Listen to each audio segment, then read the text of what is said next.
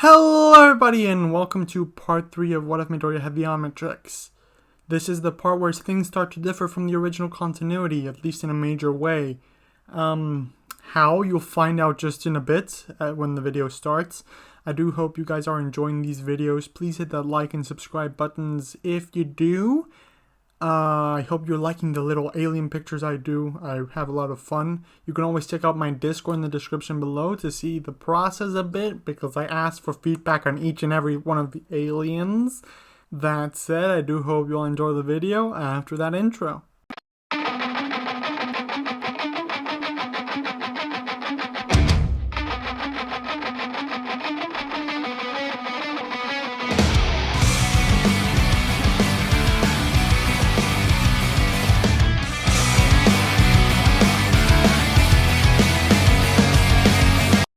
The day after fighting Bakugo and Ida in the battle trial, Midoriya heads to school, while checking a battle happening in Kamino on the way. He reaches the gates of UA, but finds them crowded by a bunch of reporters and paparazzi. He tries to pass, but is swamped by questions in the process. He tries to dodge them best he can, while still answering some of the questions asked about All Might, revealing how big of a fanboy he really is. He manages to get to class, where Aizawa offers a quick review of the combat training, before telling the class to pick a class representative. Excited, everyone in the class starts presenting themselves for the position. Ida is the only one to manage to calm the class down by proposing a good system to pick the representative. They take a vote and count the results. Like in the main version of events, Midoriya ends up with the most votes and Yaoyorozu with the second most votes. A while later at lunch, Midoriya sits down along with Ida and Uraraka. Guys, I'm not so sure about this class rep thing. I don't think I'm qualified, Midoriya says, worried and a bit nervous about the situation he's in. Come on, with your quirk and quick thinking, I'm sure you'll do great, Uraraka comments. Yes, you do seem to have an incredibly strong quirk. Not to mention your strategic thinking puts it to great use. How exactly does your quirk work? Asks Ida. Midoriya panics for a moment, trying to come up with an excuse. He remembers what he came up with for the forms and answers. Well, there's this energy inside of me that I can't really use. I have this item that's a watch. It allows me to select from 10 different transformations. Each one has its unique strengths and weaknesses. The thing is, I can't maintain it for more than 10 minutes right now, and after I turn back to my base form, I have to wait a certain amount of time to transform again. I can also transform and turn into something I didn't mean to sometimes. Like, I can mistransform is what I'm trying to say. Well, that sounds so cool, comments Ochako. Indeed, adds Ida. It seems like incredibly useful power for a hero to have. What forms do you have? Are you really limited to just 10, or can you fabricate more with your imagination or something of the sort? Well, I don't know much about my quirks, so I don't know if there are more, but at the moment I have many.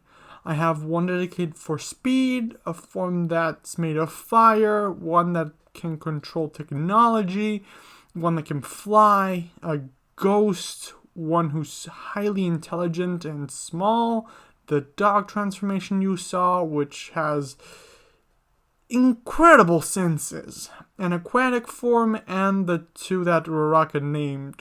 Forearms and Crystal Fist, I think, were the names she gave them. Midoriya explains.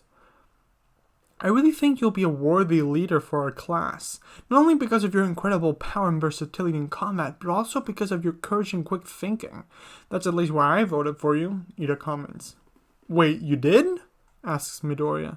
Did you want to be representative really badly, though? You do look the part, says Uraraka.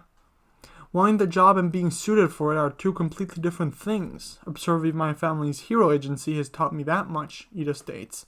Wait, what agency is that? Asks Midoriya. The Idas have been heroes for generations. Tell me something. Are you too familiar with the turbo hero Ingenium? He's my older brother. He currently runs my family's agency, and when I graduate, I strive to be just like him, Ida says. That's so cool, states Uraraka. At that moment, the alarm goes off, setting the whole cafeteria into a panic. The group asks what's going on, and a third-year student explains that someone must have breached the school. In a panic, everyone tries to leave the cafeteria, but the exit gets overcrowded. Both Ida and Izuku get pushed against the window. Both spot the press outside and decide that they have to do something. While Ida calls Araka for help, Izuku activates the Omnitrix, trying to turn into an ectoneurite. Instead, he turns into a galvan, into gray matter. Ida manages to calm everyone down as the police arrive, while Midoriya in his galvan form starts thinking more in depth about the class rep situation and a couple other things. After the lunch period ends, class resumes. Class 1A has to choose the rest of their student government. Before proceeding, Izuku suggests that Ida become class rep, and the class agrees. The other members are selected and the school day comes to an end. Before going home, however, Izuku walks to Aizawa. Excuse me, Mr. Aizawa? He says nervously. What is it, Midoriya? I'm busy. Aizawa responds. I just want to say that I was doing some thinking about the thing that happened earlier with the press. I think it wasn't an accident, sir, he says. Aizawa looks at the boy intrigued, so Midoriya continues. There's no way ordinary members of the press could have gotten past the security system of the school, especially considering how thorough our security is. It is more likely that a villain allowed them in as a distraction. I thought about it long and hard, and this seems like most likely scenario to me. It could also be a show of force or something, but that's unlikely. Aizawa looks at Midoriya with a tired expression. Sorry if it's out of line, sir. I just wanted to share my concerns, Izuku blurs out. It's fine, says Aizawa. I'll pass along your concerns to the principal. In the meantime, go home and try not to worry too much about it. As Midoriya heads home, Aizawa goes to the principal's office to share his students' concerns. The principal agrees in principle and decides to take some precautions. The next day, Midoriya comes to school a bit worried, but as the day goes on, his concerns die down, as they are also informed that the police are going to conduct a quick sweep of the campus. At 5th period, Aizawa informs the class that they'll be doing rescue training along with 2 other faculty members at an off-campus facility. The class grabs their costumes and they head out to the facility, talking and enjoying themselves on the ride over. In less than 15 minutes, they arrive at the USJ, where they meet the space hero, 13. As they walk into the facility, 13 introduces the unforeseen simulation joint and a couple other details. Meanwhile, in another location, the villains start discussing their plans. Before porting over, the villains are a bit concerned about having to fight All Might, but Shigaraki assures them that they have enough firepower to take him down. Not to mention that in case of emergencies, they have a backup plan. He informs the class of their 2 objectives, the first being killing All Might, and the second, finding a boy wearing a particular symbol, given that he goes to the school. They then leave to attack the USJ. Back there, 13 finishes explaining her point on quirks being dangerous, preparing the transition to the actual training. But before she can start, a portal opens up in the middle of the facility, where a man covered in hands steps out. More and more portals start opening around the place, with more and more villains stepping out. The class wonders how they managed to get in exactly, discussing the situation a bit. Aizawa orders Kaminari to try and call for help. He orders 13 to keep the students safe and get them out of trouble. Aizawa jumps into the fray to keep the villains busy. While the students run to the entrance, a villain slips by Aizawa and teleports in front of the group of students. There is no escape for you, he menacingly says before introducing the group. It's a pleasure to meet you. We are the League of Villains. I know it's impolite, but we decided to invite ourselves into this haven of justice to say hello. And besides, isn't this a fitting place for All Might, the symbol of peace, to take his last breath? I believe he was supposed to be here today, yet I see no sign of him. There must have been some sort of change in plans we could not have foreseen. Ah well, in the end I suppose it doesn't matter. I still have a role to play. 13 readies her black hole attack, however, before she can use it, both Bakugo and Kirishima jump in the way. Bakugo throwing an explosion at the mist, trying to take him down. "Did you think we were going to stand around and just let you tear this place to shreds?" asked Hiroshima, confident that they took him down. The smoke clears, revealing Kurogiri unharmed. "Ah, you live up to your school's reputation," he says. "But you should be more careful, children. Otherwise, you might get hurt." He envelops the class in a dark mist. Some students manage to jump out before Kurogiri opens his portal, scattering most of the students across the facility. Izuku appears in the middle of the air, falling into the water. He quickly opens the Omnitrix, going for Stingfly, but he thinks to himself, "No, he'd be useless if I get wet. Considering the circumstances, let's try this one." He falls into the water, hitting the dial and being enveloped by a flash of light. He emerges out of the light as a Pisces Volan, as Ripjaws. In the water, a villain lunges at him, trying to bite him. But now being in his element, Midoriya manages to maneuver around him, getting at him from behind and biting his adversary. He looks away and sees Tsuyu swimming and jumping out of the water into a boat. He punches the villain to create some distance and follows Tsuyu jumping onto the boat. "Ah! A freaky villain!" shouts Mineta scared, popping some of his balls to throw at Midoriya. Tsuyu stops him saying, "Wait, Mineta, look at the symbol on his chest. I think it's Midoriya." "It's just one of his weird transformations," Mineta says while breathing a sigh of relief. "Yeah, it's me," Midoriya confirms. They start discussing the situation and their best course of action. Meanwhile, at the gates of the USJ, Shoji uses his quirk to ascertain the location of his classmates, informing Ida and the rest of the class that they are fine. They start discussing their best course of action, deciding that Ida should run for help. Ida refuses at first but is convinced by his classmates. At a heavy cost, 13 creates an opening, which Ida takes. He runs to the gate, but his path is blocked by Kurogiri. Luckily, Shoji jumps in to help. He blocks the enemy, allowing Ida to slip out of the way. While this was going on in the other parts of the facility, the situation has been developing. In the landslide zone, Todoroki manages to freeze the villains in place, even interrogating them.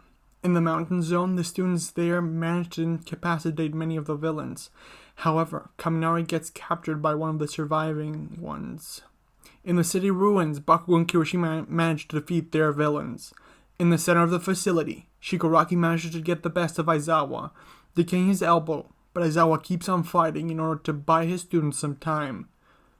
Back in the flood zone, while the students discuss his strategy on the boat, the villain that Midoriya bit swims up to his commander and informs him that he saw a boy wearing the symbol they're looking for.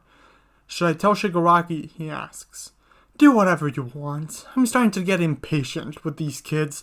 Let's just take the boat down," the commander says. The one villain leaves, heading toward Shigaraki, while the others destroy the boat and wait for the leftover parts to sink into the water so that they have the advantage. Mineta freaks out, throwing his sticky balls into the water before Tsuyu and Midoriya stop him. "You said those balls stick to stuff, right?" Izuku asks, wanting to confirm in order for his plan to work. Scared, Mineta nods. "Great, you two stay here. I'll take care of this," Midoriya says. Before he can jump into the water, Mineta asks, "Wait, aren't you scared?" "Terrified," answers Izuku, jumping into the water. He spends his time attacking different villains, biting them to slow them down a bit, and throwing them against Mineta's balls to incapacitate them. After a minute and a half, he gets a bit overwhelmed, but Tsuyu, who's been observing the situation, jumps into the battle to help him out. In about 3 minutes, they manage to defeat the villains by throwing them against Mineta's sticky balls, incapacitating them inside the water. But they get a bit hurt in the process. "What now?" asks Mineta, swimming towards them. Midoriya thinks for a moment. "I only have about 2 minutes left in this form, so I think our best bet is going to shore. Let's go check on Mr. Aizawa." They start heading to the middle where Shigaraki went on the offensive, taking down Eraserhead before sicking Nomu on him. One of the aquatic villains approaches Shigaraki as Nomu breaks one of Aizawa's bones. "Hey boss, we found him. It was a long shot, but we found the guy with that weird symbol," the aquatic villain says. "Good. says Shigaraki, pulling a weird device. He pushes a couple buttons and puts it away. Kurogiri then warps next to Shigaraki and informs him. Forgive me, Tomura Shigaraki, but in trying to keep the students busy, one of them managed to get out of the facility. Kurogiri, if you weren't our warp kid, I'd kill you right now, Shigaraki states, furiously scratching himself. He turns to the aquatic villain with a death stare. The villain takes a step back. Shigaraki touches him, decaying him. That's better, he says, seeing the aquatic villain decay away, calming his rage. The door opens and All Might walks in along with a couple of police officers. We called for reinforcements, so you all better surrender, says one of the police officers. Everything's fine now, students. Why? Because I am here, All Might states. He blitzes into the facility, taking down villains left and right. Are you alright, Midoriya? Asks Tsuyawori as they approach the shore. Yeah, I'm fine. The wound should heal once I turn back, Midoriya says, looking at a small wound on his side. The Omnitrix then times out, turning him back to his human form. They approach the shore, observing the situation. All Might approaches the villains, hitting Nomu back to get him off Aizawa, just as the group arrive. All Might! Shouts Midoriya when he sees him. Young Midoriya, giving your position away isn't a very wise strategy, but I'm glad you're here, he says. Take Aizawa back to safety. The police have set up a perimeter and called more heroes. The other teachers will be here any moment. No. This isn't fair. This isn't how this was supposed to go, shouts Shigaraki while All Might hands Midoriya, Tsuyu, and Mineta Aizawa. While they grab Aizawa, Shigaraki gets a glimpse at Midoriya, spying the Omnitrix symbol on the jacket. Nomu, grab the boy with the green hair, Shigaraki orders. Nomu rushes at Midoriya, but All Might jumps in the way, blocking Nomu from getting him. Get out of here, he shouts at the students while keeping the beast at bay. Right, says Midoriya as they run away. Seeing that All Might is occupied with Nomu, Shigaraki himself runs after Midoriya, but before he can reach him, Todoroki creates a wall of ice in Shigaraki's path. Midoriya, get out of here, Todoroki shouts, guessing the villain's intentions. Shigaraki glares at Kurogiri. Grab the boy. If you can't, at least get the watch, he orders. If you can't do that, what good are you? Kurogiri teleports in front of Izuku. Aizawa, using the last of his strength, looks at Kurogiri, blocking his quirk for a moment. At that moment, Bakugo and Kirishima jump into the battlefield, having just arrived. Bakugo throws an explosion at Kurogiri, using it as a smokescreen. He jumps at Kurogiri and pins him to the ground. Midoriya and the others run to the police with Aizawa, while All Might and the others take care of the situation. Shigaraki decays the wall of ice and keeps running towards Midoriya's group. Todoroki follows him, trying to freeze him in place, but only managing to block his path, so Shigaraki changes priorities and tries to free Kurogiri. Bakugo sees Shigaraki coming and shoots an explosion at him. Shigaraki evades it and keeps going, so Bakugo, having seen what he did to the ice, is forced to retreat. Other heroes arrive, so Shigaraki, while throwing a tantrum, orders a retreat. As he does, Snipe manages to shoot him, wounding the villain in both arms and legs. Nomu pushes All Might off him and goes to defend Shigaraki. Then Kurogiri teleports the group away, leaving 5 giant robots in their place that have the objective of retrieving the Omnitrix if at all possible. They think they can defeat us with robots? Asks Bakugo. We destroyed some just like this to get into the school. The students manage to defeat the robots easily, just as the Pelivan heroes arrive. The situation wraps up and the students are questioned in case they got any information from the villains. Sorry I couldn't be more helpful, says Midoriya during his questioning. Nonsense. You're Midoriya, right? You're kind of the reason we showed up in time, Tsukauchi says. The principal thought your hunch had some merit to it, so he called us to check the campus. Midoriya looks happy that he helped. So, do you have any idea why they were after you? Asked Tsukauchi. No, sorry, I have no idea. I'm just a worthless nobody, Midoriya answers. Well, you did pretty well out there, so wouldn't say worthless, Tsukauchi responds. Tsukauchi asks Midoriya why he would call himself worthless. considering his time limit situation, which reminds him a lot of All Might. He asks a couple more questions and Midoriya is allowed to go home. Aizawa, not having sustained as much damage in this version, only a couple broken arms, attends the faculty meeting where they discuss many different things like how to proceed and what exactly happened. Midoriya and the other students go home and get a day off in order to recuperate from the events of the day. And that's the end of that video. I do hope you all enjoyed it. If you did, please hit that like, subscribe, and all those funny buttons that are down there. I really appreciate all the support you guys are giving me on this channel and all my endeavors. I really want to try to get to 10K before 2020 ends. That would be at least one good thing that comes out of this year. Me gets 10K. So far the odds are against me according to my math, but I still want to try, so please try to support me with that. I'm going to be doing a couple of videos this month, so enjoy that while I work on them. This is going to be very stressful for me, so I hope you all enjoy it very much. Until next time, everyone, have an absolutely fantastic day. Bye!